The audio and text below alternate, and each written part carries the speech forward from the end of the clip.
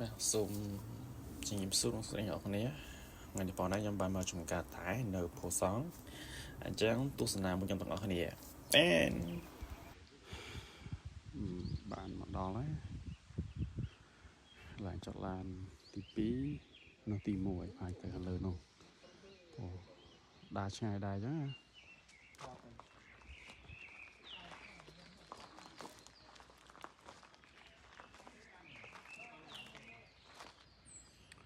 បានមកដល់ខាងលើហើយទីស្អាតណាស់ដល់ធំទីស្អាតឡើងចុះឡើងទី1មកល្ងាចម៉ោង4ជាងអត់សូវមានមនុស្សមកទេអ្នកដេក4000អ្នកថ្លៃសបត់ចូល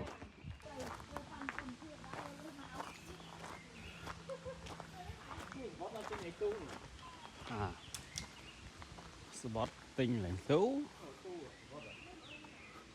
នេះគីឡូនេះដល់នេះនេះលក់សបត់ពីមុនមកលើត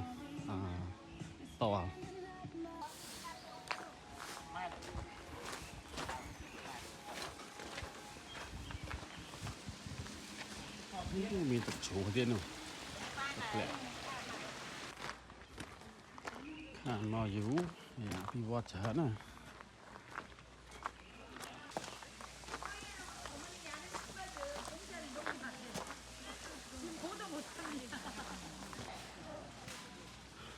thể han thọ thể han thi không mới đặt lại lụt này đó nhiều trò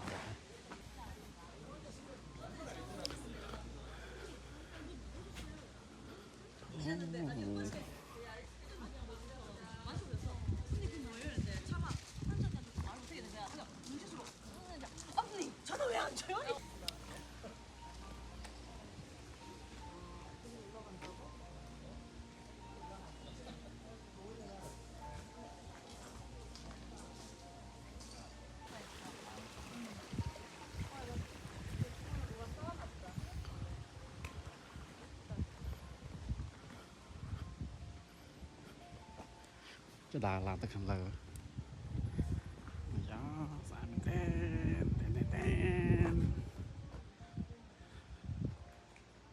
rồi ní lụa vật thọ nó sao lý hay còn mình lụa đưa chịu bài còn đấy nhưng mà club nhau mà muốn vào đó là play tờ du về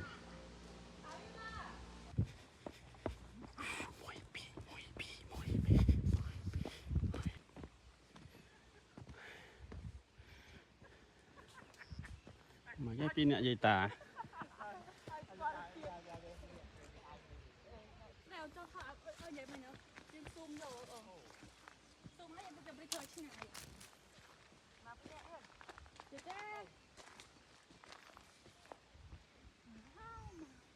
nhớ tí bác mua ơi pi vậy សម្រាប់ការឡើងមកដល់ទីនេះគឺជាចំណុចពាក់កណ្ដាលគឺភាសាកូរ៉េប្រាប់គេថាជួងអាំងចំណងទីមានថាถึงថតកន្លែងរូបនៅពាក់កណ្ដាលហើយយើងឡើងទៅលើចាប់ពីកន្លែងហ្នឹងទៅឡើងទៅលើហ្នឹងគឺត្រូវចំណាយពេលដូចជាចាំមិនពេលទេ500ម៉ែត្រខ្ញុំមិនដាច់ទៅឆ្ងាយដែរយើងឡើងទូលខ្ញុំឡើងទៅលក់ហត់អញ្ចឹងហើយថតឡើងដើមឈើហ្នឹងក៏បានដែរសិតតែកន្លែងពេញយមហី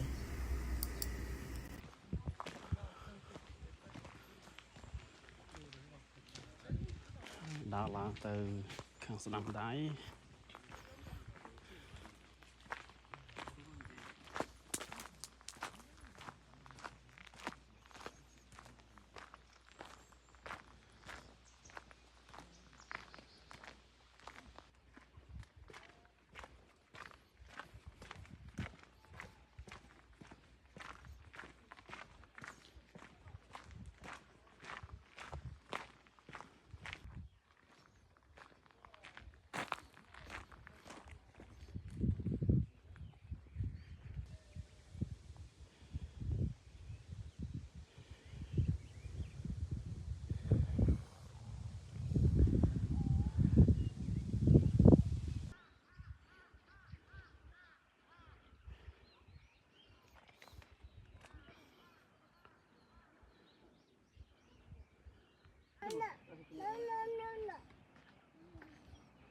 ឃើញខៀវៗសមុទ្រ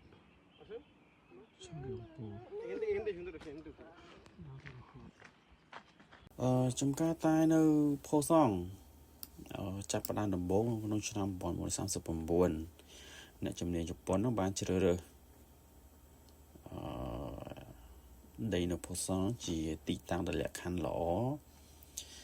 សម្រាប់ធ្វើតែនៅក្នុងទឹកដីផូសងនៅក្នុងឆ្នាំ1940បាននាំពូជតែពីប្រទេសឥណ្ឌាដែលមានឈ្មោះថាបេនីហូមេដែលយកមកដាំដុះនៅលើទឹកដីកូរ៉េនេះចំនួន30ហិកតាហើយការរស់ឡើងវិញនឹងវាតែបច្ចុប្បន្នចំការតែបានភ្លេចផ្លាញទាំងស្រុងនៅក្នុងសង្គ្រាមលោកទី2ហើយវារស់ឡើងវិញនៅក្នុងសម័យទំនើបក្នុងឆ្នាំ1957ដោយសហគ្រាសជាចំគឺថៅកែក៏មានឈ្មោះថាឲ្យលោកចាងយងសុបតែគាត់បានទិញដីដែលគេបោះបង់ចោលហ្នឹងណាដែលបានបង្កើតជាសួនតែដែលមានឈ្មោះថាសួនតែដេហាន់តែគាត់ដាំដុះឡើងវិញ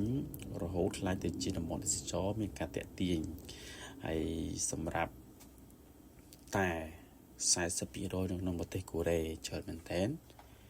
ត្រូវបានយកចេញពីតំបន់ភូសងនេះហើយព័ត៌មាននេះផងដែរខ្ញុំយកចេញពី AI Gemini ហើយខ្ញុំសរសេរកូរ៉េខ្លះអង់គ្លេសខ្លះដោយសារតែខ្ញុំមកចេះភាសាកូរ៉េច្រើនទេហើយសម្រាប់ការថតត្រូនេះផងដែរគឺខ្ញុំថតបានដែរជានិយាយចំមកជាមួយនីតិចុះហើយខាងខ្ញុំមិនដឹងថាម្ចាស់ឬក៏បុគ្គលិកទេហាមឲ្យយើងថតកាលពីមុនខ្ញុំធ្លាប់លួចថតម្ដងដែរយូរហើយតាំងពី3-4 ឆ្នាំមុនប្រហែលជាមុន2022ម្ដង23ម្ដងខ្ញុំភ្លេចទៅយូរអញ្ចឹងណាហើយនៅទីនេះខ្ញុំមានតែប៉ុណ្្នឹងទេហើយចាំជួបគ្នានៅវីដេអូក្រោយៗគ្នាបាទបាយបាយ